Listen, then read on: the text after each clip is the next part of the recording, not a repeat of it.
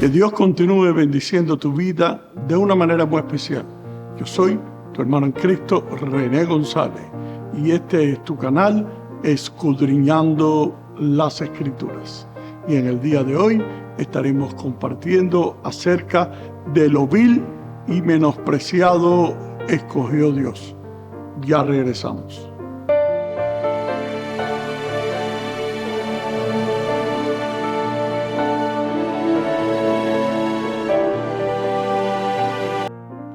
Desde los tiempos muy antiguos, la gente ha buscado a Dios en todas partes, en las montañas, en los bosques, en los ríos y en los lagos. Buscaban a Dios en las estrellas, en el sol, y buscaban a Dios en el viento y en la lluvia. Pero ¿por qué de lo vil y menospreciado escogió Dios? A menudo nos sentimos menospreciados y sin ningún valor, como si no tuviéramos ningún propósito en nuestras vidas. Nos sentimos como si fuéramos invisibles para el mundo que nos rodea, pero no debemos olvidar esta gran verdad. Pero Dios nos ve y nos ama. Él nos ha creado a su imagen y nos ha dado un propósito. Aunque el mundo nos tenga poco, Dios nos tiene en gran estima.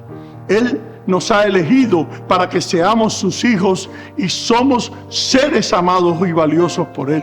Somos muy importantes para Dios y Él nos ha llamado a ser parte de su familia eterna. Aunque el mundo pueda rechazarnos, Dios nos acepta. Él nunca nos dejará ni nos abandonará. Nosotros somos importantes para Dios. Somos amados por Dios, somos hijos de Dios, y que Dios, para avergonzar a los sabios, nos escogió a nosotros, la iglesia de Jesucristo.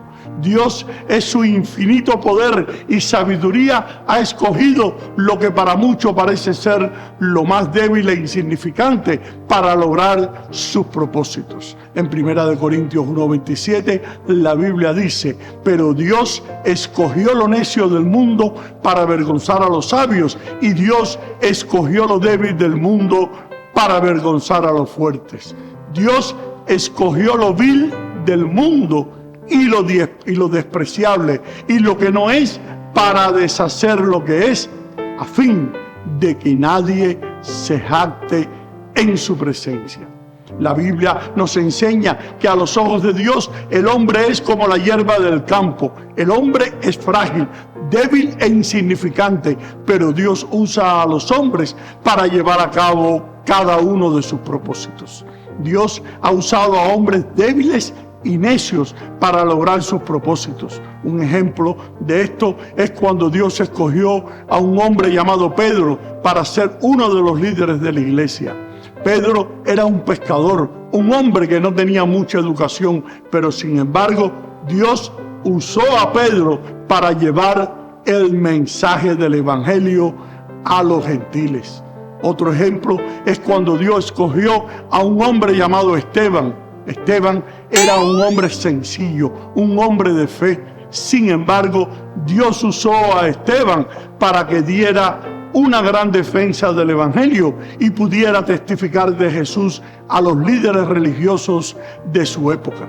Dios también ha usado a mujeres para llevar a cabo cada uno de sus propósitos. Un ejemplo de esto es cuando Dios escogió a una mujer llamada María para ser la madre de Jesús. María era una mujer sencilla, era una mujer de fe, pero sin embargo Dios escogió a María para que diera luz al Salvador del mundo. Otro ejemplo de esto es cuando Dios escogió a una mujer llamada Ana para ser la madre de Samuel. Ana era una mujer de oración, una mujer de fe. Sin embargo, Dios escogió a Ana para que diera luz al profeta Samuel.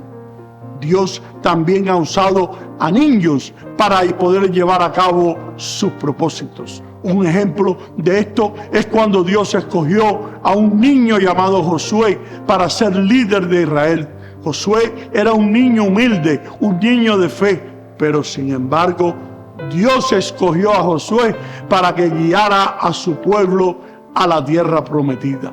Otro ejemplo de esto es cuando Dios escogió a un niño llamado David para ser el rey de Israel. David era un niño humilde, un niño de fe. Sin embargo, Dios escogió a David para que gobernara a su pueblo.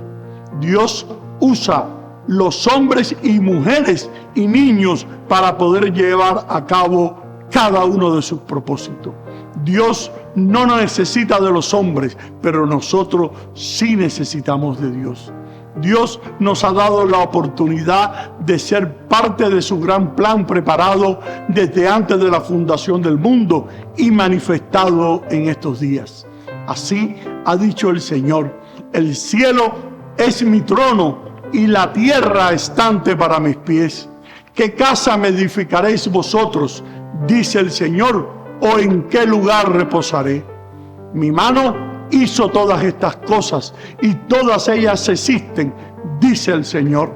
Asimismo, a todos vosotros os miraré de la misma manera, tendré piedad de vosotros, dice el Señor. Por tanto, convertíos y arrepentíos de vuestras maldades, para que no os venga estos males. Sed testigos contra vosotros mismos, para que os convirtáis en hijos de vuestro Dios, dice el Señor. El profeta Jeremías llama a Israel a arrepentirse de sus maldades y convertirse nuevamente al Señor. En este pasaje el Señor está diciendo que Él es quien hizo todas las cosas y que Él es quien tiene piedad de cada uno de nosotros. Jeremías nos llama a ser testigos de nuestra propia conversión para que podamos ser hijos de Dios. De lo vil y menospreciado Dios escogió a cada uno de nosotros para avergonzar a los sabios. Los necios mueren y perecen y dejan sus riquezas a los extraños. Los ojos del insensato se consumen en vanidad y su alma se fatiga en cuanto a nada. El necio vive del fruto de su boca y los hombres se complacen en la respuesta del tonto. La muerte de los necios es en lo oculto y los tontos perecen en lo oscuro.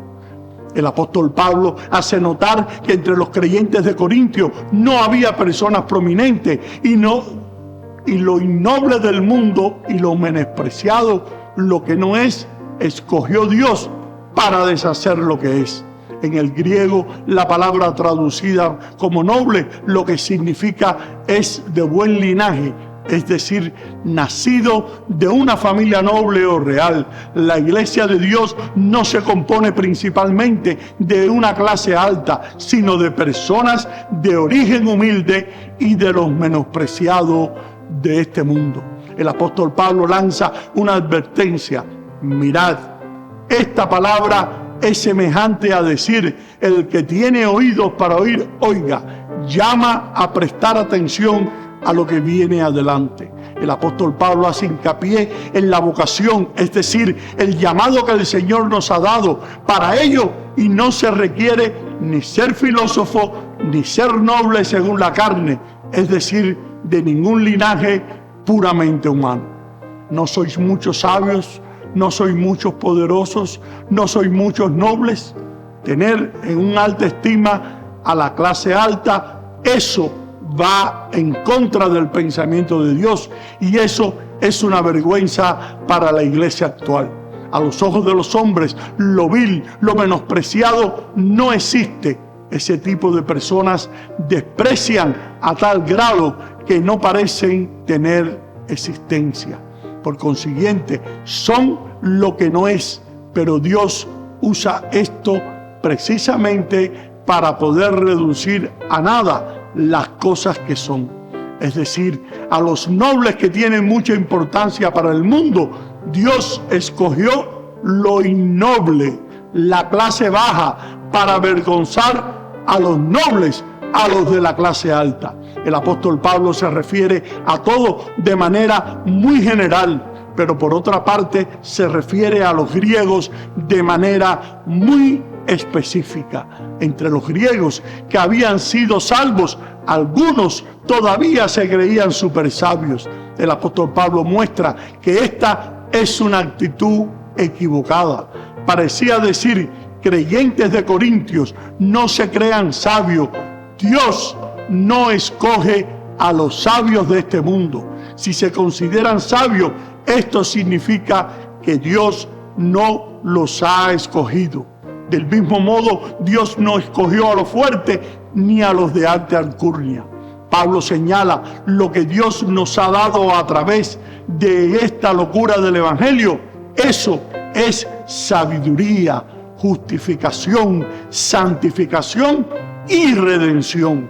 No es algo que nos hayamos ganado, es algo que podemos recibir por pura gracia y amor.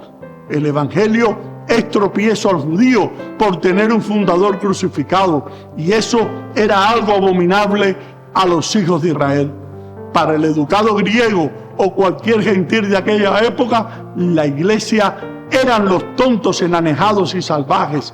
Por lo tanto, los cristianos ni eran aceptados en la sinagoga, ni eran aceptados en los círculos elitistas de los gentiles.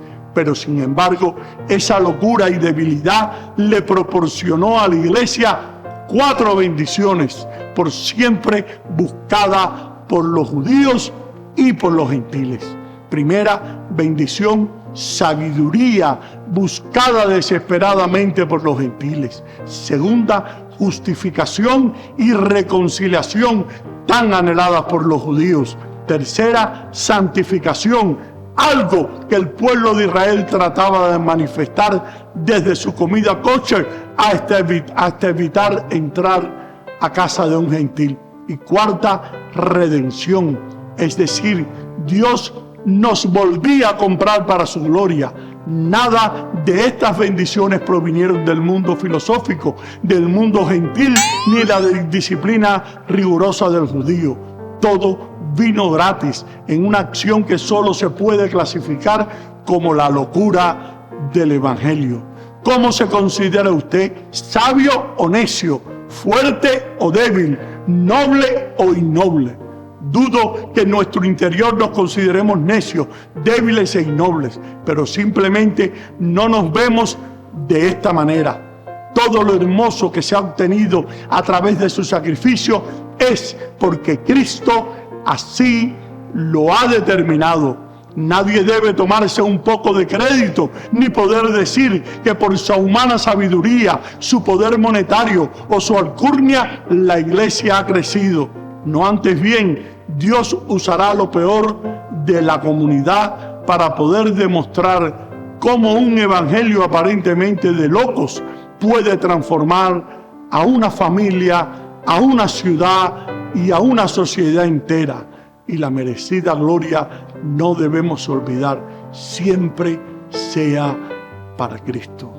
Y espero que esta enseñanza te haya sido de gran bendición para tu ser interior y la puedas poner en práctica en tu diario caminar en el Señor. Y ahora me despido hasta una próxima ocasión. Bendiciones y gracias por tu sintonía.